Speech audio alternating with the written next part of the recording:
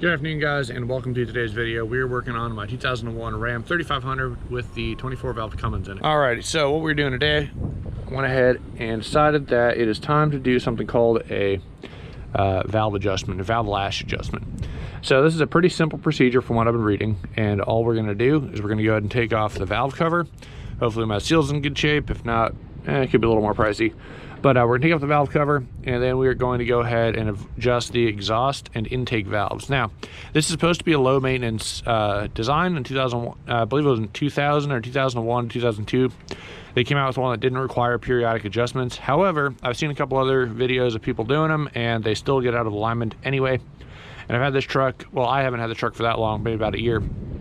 But it's got 223,000 miles on the clock, and you know what? I figure it's a good time to go ahead and check. So without further ado, let's go ahead and get this valve cover off, and then I'll show you what's going on. I've actually never had this valve cover off anyway, but it should be a 10 millimeter.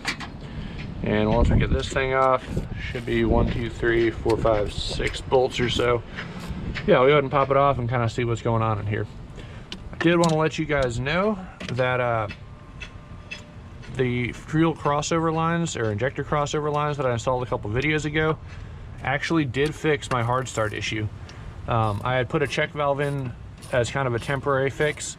However, the issue was starting to come back over the last, probably about last 2 months. If I let it set for more than a day or two, I'd start having a hard start again. It wasn't as bad. The check valve was still there doing its job, but it was still leaking fuel out and losing prime. So upon getting the leak at the head totally fixed, it seems to be cranking up first try without any issues now, which is awesome. So kind of a little update if you guys are curious.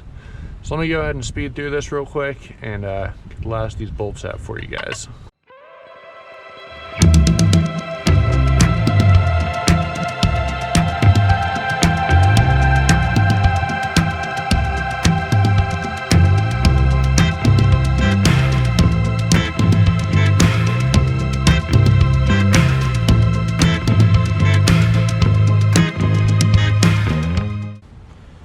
Alrighty. So valve cover's off. Whoop. Actually, that's a terrible idea. We'll set it like that. That's out of there, so kind of see what's in here now. But this is our valves, and you got to adjust the, you basically loosen this nut, and you can get an adjustment in there. So as of right now, next thing we got to go ahead and do is drop a little piece of something in there. It's not good, you don't want that. But yeah, so this is the inside of the valve if anyone's curious. So next thing we got to go ahead and do is get this thing to top dead center. So the way we're going to do that, we're going to go ahead and pop off this filter guy right here for the air. Not for the air, for the PCV. Set that off to the side. Go ahead and unscrew this guy. Whoop. Dropped your, that's not good. And then you may or may not be able to tell, but there's actually a top to the center line right here. So what we're going to go ahead and do is pop a wrench onto the alternator. We're going to go ahead and spin that, so this way I'll be able to see exactly where top to center is. I'm going to have a camera down in here so I can see basically the line, this line and the bottom line. Once we get a top dead center, we're going to do half the valves. Then we're going to do 1 and 2, and then the rest of them half. I'll show you that in a minute. And then we'll go ahead and spin it to bottom dead center, which is basically putting the line on the VP44 gear straight down, and we'll be able to get the other half. So that's how this is going to work.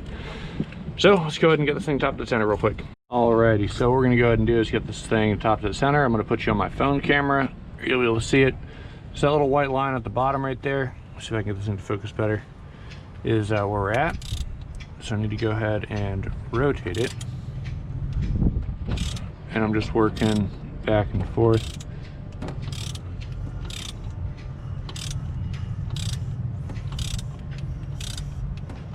Slowly. Get that line to line up with that bigger line.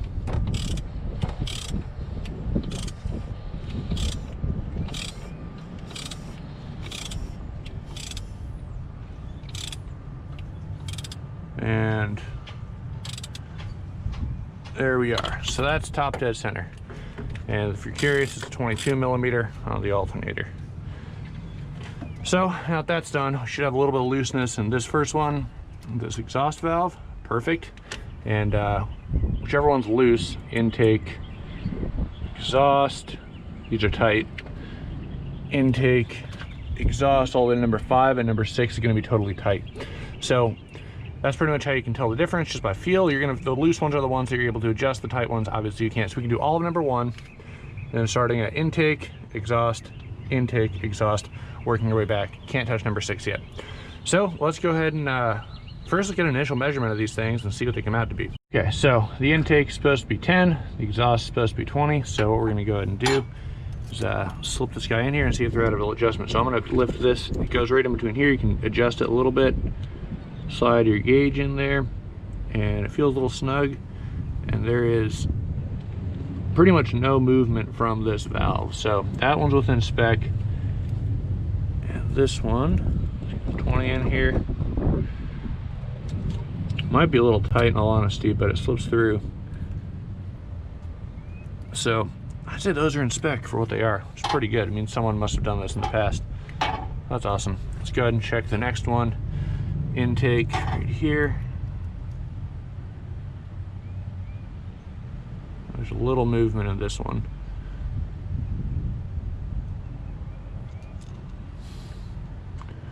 All right, so there's a little movement of that one. So the way we're going to adjust this, it's a 14 millimeter right here. I'm just going to loosen this guy a little bit, crack it loose, like that. And then I'm just using a little set like this to get in here. It's a 4 millimeter, 5 millimeter. All right, cool. And you can see you can adjust that a little bit. Stick our feeler gauge back in here. We need a 10.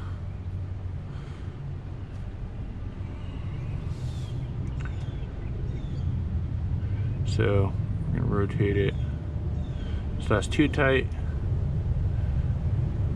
Right there. It's just snug, but not too tight. Hold that in place, and then rotate our 14 mil back.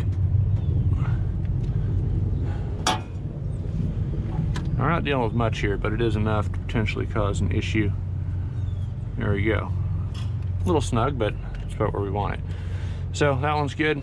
Now, next one, can't do that one, can't do that one. It's the exhaust side over here. Let's get our 20.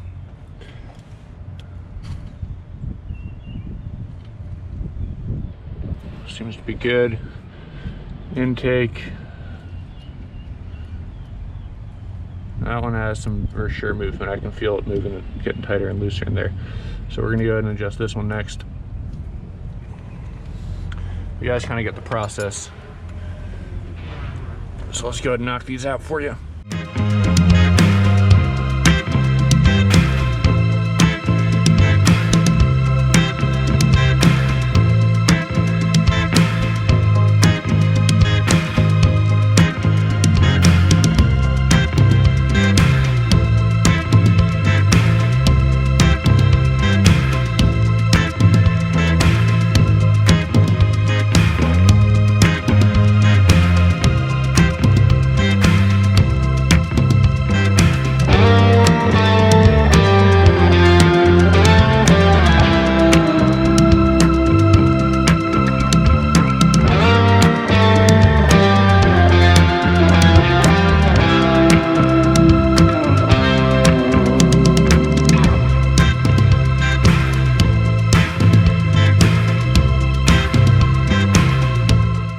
Okay, so that's about everything that we can do on this side. So let's go ahead and rotate the engine over and hit the other side now. So same deal, just use that line, get it upside down, we'll be good to go. All right, let's go ahead and get the engine rotation into the other one. All right.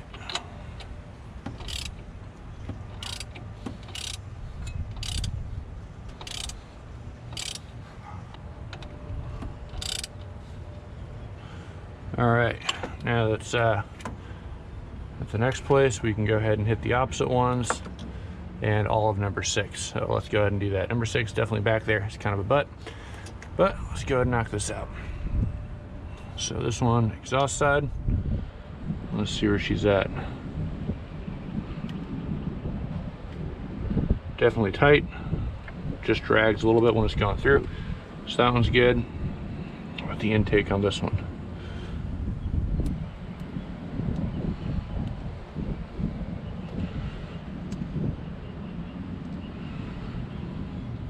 Got a little wiggle room in there, so let's go ahead and tighten up that one next. But yeah guys, so pretty much same general process.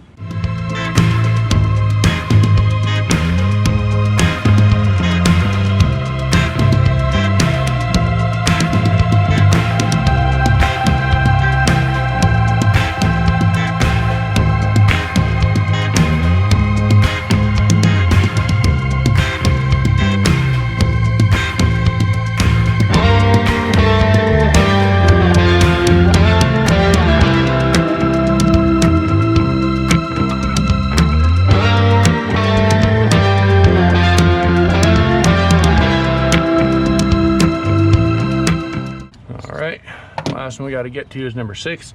I'm not going to show that one. That one's just going to be by feel, but same process. Okay, so I just went ahead and checked number 6. I actually got pretty lucky and they're both well within alignment. No issues. I guess well within spec would be the right word. So everything's tightened back up. As you just saw earlier, I freaking put my little boost thing back in here because it likes to be stupid. This is the intake gasket, or valve cover gasket. So it looks like it actually bolts in. Not realize that, or I thought it's really stuck, but I don't care. It seems to be in good shape, still kind of rubbery, no issues there. I wouldn't be surprised if this was done in the past. This truck seems to have okay-ish general maintenance, just not really good detail maintenance, I guess. But yeah, so the interval for this is generally, from what I was reading, they want to get it done just about every I think it was every about 75 to 100,000 miles. The original manufacturer spec was 250,000 miles, or 150,000 miles, but people were kind of noticing some discrepancies with that in terms of it not doing what they wanted it, or there's a couple articles where people are having issues with it as early as 90,000 miles. So I don't know. I'd be honestly surprised if there's any 90,000 mile Cummins still out there. I'll just get this guy back in, and then we'll be good to go. Come on. Logic would dictate if it came out, it'd go back in, right? There we go.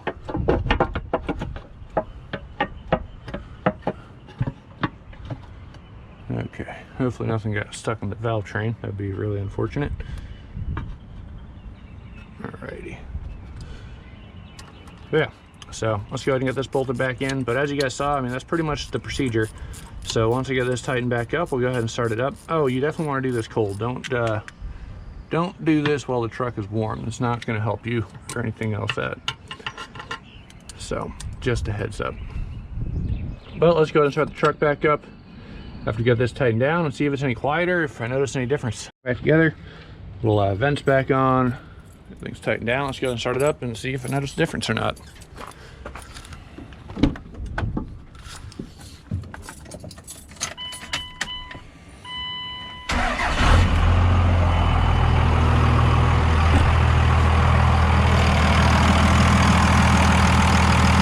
Well, there you have it. Let's see.